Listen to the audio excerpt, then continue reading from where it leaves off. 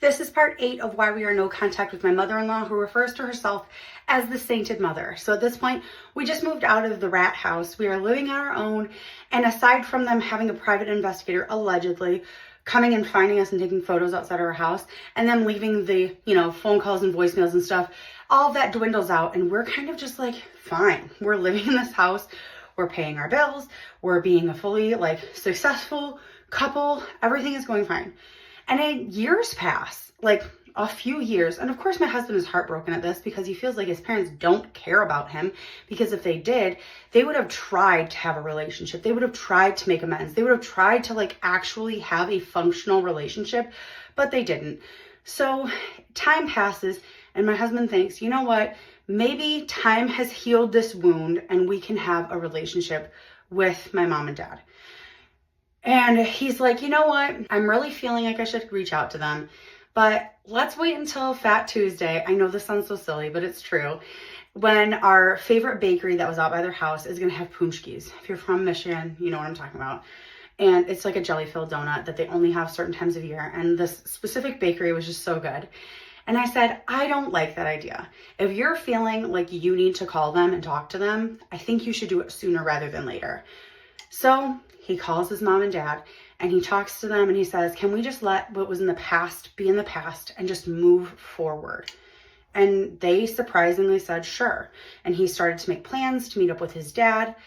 But 2 weeks later, he gets a call from the local police department that his dad had passed away while working at a job in the basement of a building where he was doing some stonemasonry work. And they could not get a hold of my mother-in-law because she didn't know the phone number that was calling her, so she wouldn't answer the phone. So my husband calls me up, obviously distraught.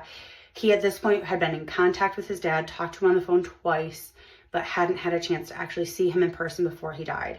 So I drove over to my husband's work, picked him up.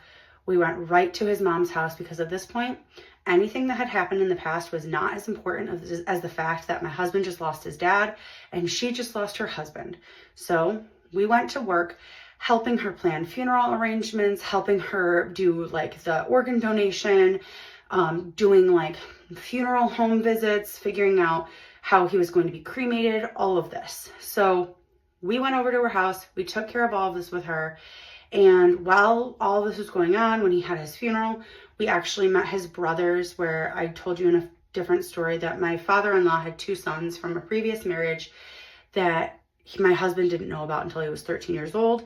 So we met up with his brothers when they came into town for the funeral so that they could get some things, some of his personal things that they may have wanted. It was their dad after all, even though they didn't really know him. So at the funeral, she asked if I would take some photos and some videos of things like the 21 gun salute. And I gave her all of that footage and all of that. And I had sent them to her after the fact, but she was convinced that I did not. So shortly after the funeral, his mom decides to start calling my husband incessantly, telling him that his father died of a broken heart and that he killed his father. And my husband has it on speakerphone. And for the first time ever, I stuck up to her because I'm sitting here watching my husband crying as his mom is telling him that he killed his father. And that's just not okay. So I said, listen, this is not a way that a mom talks to a child. This is unacceptable. And she started screaming, you're a fat bitch, and hung up the phone.